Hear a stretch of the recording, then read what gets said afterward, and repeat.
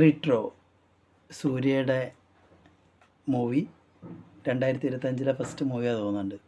ആളുടെ കാർത്തിക് സുബ്രാജ് ആണ് സിനിമ എടുത്തിരിക്കുന്നത്. സൂര്യയുടെയൊക്കെ എൻട്രി എന്ന് പറയുന്നത് ഗംഭീര എൻട്രിയാണ്. ചെറുപ്പകാലം അഭിനയിക്കുന്ന പയ്യനും നന്നായിട്ടുണ്ട്.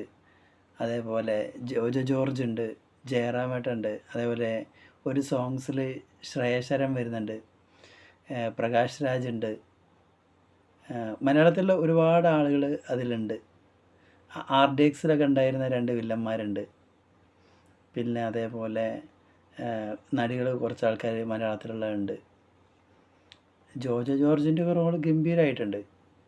ആൾ നന്നായിട്ട് ചെയ്തിട്ടുണ്ട്. എനിക്ക് എൻ്റെ ഒരു പേഴ്സണൽ അഭിപ്രായമാണ് പറയുന്നത്, കൊള്ളാം. അതേപോലെ ജയറാമേട്ടന് കൊടുത്ത റോള് സുഖമായില്ല. ഒരു കോമഡി റോളാണ്. അത് വലിയ രീതിയിൽ സക്സസ് ആയിട്ടില്ല എന്നാണ് എൻ്റെ ഒരു പേഴ്സണൽ അഭിപ്രായം.